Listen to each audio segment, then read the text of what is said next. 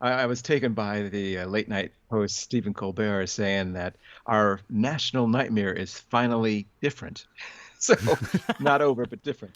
A different. So I love that. yes, exactly. So it continues, but I think that it was very important for the institution extremely important for the institution to reconcile this situation and to have a speaker, because nothing can get done. No legislation can go to the floor. It's got to go through the speaker, and so it's very important. He's, the third in line for the presidency, he or she, and it's a very key role in the United States government. So that was left vacant for 3 weeks. 3 weeks after, as you said, the ousted of the former Speaker Kevin McCarthy. So, Yeah.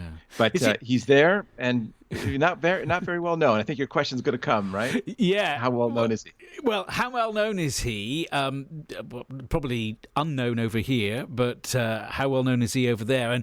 And is he a good choice?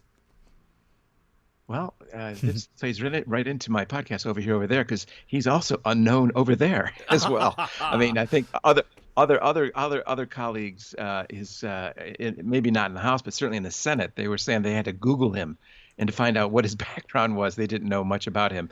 I mean, his name is very plain, Mike Johnson. There's thousands of Mike Johnsons in the United States. So, but who is he? Yes, he came across. I watched his speech last night.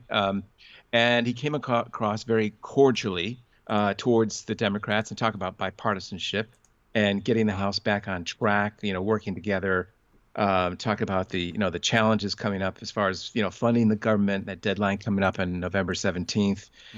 There's also that aid package to Israel and to Ukraine, and, just making sure his Republican caucus operates as close to uniformly as possible, which is going to be a very tall task. So, but as far as who is he, well, there's to listen to that speech, you would think that he was a moderate or kind of an institutionalist, but yet in fact, he was one of the key architects to challenge the legal, to legally challenge the results of the 2020 election in the House of Representatives. He was a denier then, He's an a election MAGA denier.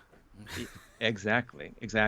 And I think that shows you where the center of gravity has now come to in the GOP. We knew that it was sort of rampantly going through the GOP, but now it is institutionalized. Before, with Kevin McCarthy, the previous speaker, he was more of a puppet. He was more of a moderate, but then a puppet of the MAGA wing. But now you do have almost a card-carrying MAGA Republican in that role. But he's not as demonstrative as other nominees like Jim Jordan. He's, just as the clip said, he's quiet, he's humble, he's well spoken. He used to be a radio announcer as well. In his day. I like him all of a sudden. Yeah, there you go. You have a chance. You have a chance. Anybody? Yes, exactly. I'll give it my best. Why shot. not? Why not? Yes, I'm exactly. gonna have some time on my hands soon. So yeah, no, that sounds like a good thing. Is the fact then that he's close to Trump? What can we read into that? Well, it's going to be interesting to see how he conducts himself now that he's speaker, and how much does he owe that allegiance to Trump? I mean, he got the role because, yes, he was a MAGA Republican. I think it was also out of just sheer attrition and tiredness that the moderate Republicans, they see the need to get going, get the House of Representatives going again, because they were going to get blamed more and more and more for this intransigence of the Republicans. So I think that, so it was a unanimous decision. All 220 Republicans voted for him this time. So even though, for instance, his stance on he's anti-abortion, anti-LGBTQ rights, he's against further support for Ukraine, and there's other MAGA kind of leaning policies that he supports. So how he moderates himself and talks to both within his party, between the moderates and the extremists, and then turn to the Democrats and negotiate with them. It's going to be quite a balancing act. So this drama, this Shakespearean drama or tragedy, whatever, I don't know what you're going to do it, is still ongoing. We're going to see how this plays out in Act 2 and Act 3. Yeah, it's an ongoing one. Yeah, absolutely it is. Let's talk about Donald Trump, shall we? He's not making friends and influencing people, certainly not in the courtroom at the moment. No, no. In fact, he was hit with a fine of $10,000, which is more symbolic than anything else, of course, to someone with his wealth. But still, it was a blow to him personally, from a reputation point of view, and just. But of course, he came out of that steaming mad and gave an interview and criticizing the judge. He just slapped the $10,000 fine on him, and that was for criticizing him and his law clerk. And he's done that before. He's been warned before, and this is in the civil case in New York City that this happened. So other cases, other indictments he's facing, the other judges are taking note, obviously, of what he's done, and sometimes they can relate and cite his behavior across these cases, and it'll might affect his freedom of speech in other cases as well. So we'll see what happens there. It's the next step he's bound to cross that line again. You know it, don't you? What is this? Yeah, you know it. He's going to, and he's just challenged him. He won't be quiet, and he won't constrain himself. It's not in his DNA.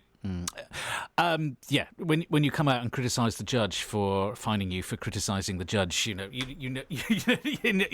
you're kind of in a bit of a cycle there, don't you? Talking of cycles, let's talk about the electoral cycle. In 12 months' time, there is a presidential election. I don't know if there is a polite way of putting this, but when I saw Joe Biden the other day, I was reminded of the appearance of Brezhnev towards the end of his. He looks poorly. He looks old. And I know you shouldn't criticise someone for their looks, but is he going to run? He says he's going to. Is it realistic that he will? Well, it is real. He is planning on running. He is the Democratic kind of front runner. There's no, he's announced that. Whether he changes his mind, he's got to do it fairly soon, because it's not just something that you can turn on and off. The other candidates, if that happens, have to prepare themselves. They have to fundraise, which is one of the big things. So I would say that the window for that happening is nearly up. I mean, especially when we get to the primary season. So in January and February. So there's only just we're just 2 months away from Christmas. So before you know it, you're into January. And what has Joe Biden decided? The polling, across many polls in the U.S., even among Democrats, do not really want him to run again. 60 or 70%. It's pretty consistent. So it's a gamble. They're both sides, the Republican side and the Democratic side, have serious things to think about as far as that. But he's got to run. Obviously, in 2020 there was the COVID and there was the pandemic, and he was in his mid 70s, 76 or so, and he ran from his basement because you couldn't go out there. There was a pretty tailor-made campaign for him in a sense, because he's not. Even before that, he was never throughout his career, and I've watched him since my days. I used to cover him in the Senate Foreign Relations Committee, and saw him there. He's a very good as far as governance goes, but as far as campaigning goes, he's never been that strong. And so here he is in his 80s campaigning, and as you just observed, he looks a little bit more weakened and not in the most robust health. But still, he's there. He is mentally competent, and he's got a record that he can run on. But the trouble is, he's got to turn up the volume and tell people more about his accomplishments all the way through. He's got some very significant pieces of legislation that has helped the American people. But you really should hear it over here. In the UK, you should really be able to hear the echo from the States, from those campaigns, and hit the shores and hit the media here. And so we know what he stands for as well. But, so that's the big criticism there, that he just doesn't, he's got to get that communication PR machine going, cranking to help himself out. And just finally, and very quickly, because we're running out of time, Dan, there is the potential, very, very slim maybe, of another Kennedy heading for the White House, or trying to head for the White House.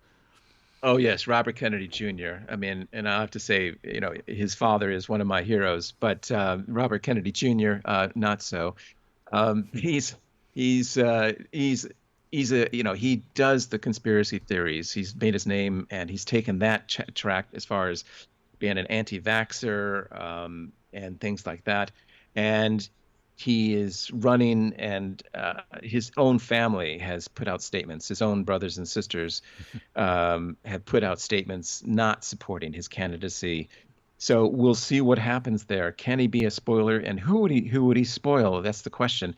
Would he pull from the Democrats? You would think supposedly he might pull from the Democrats, but his stance might actually also attract a few of the kind of moderate to right-wing Republicans who don't want to vote for Trump, who might go for a Robert Kennedy Jr. Right.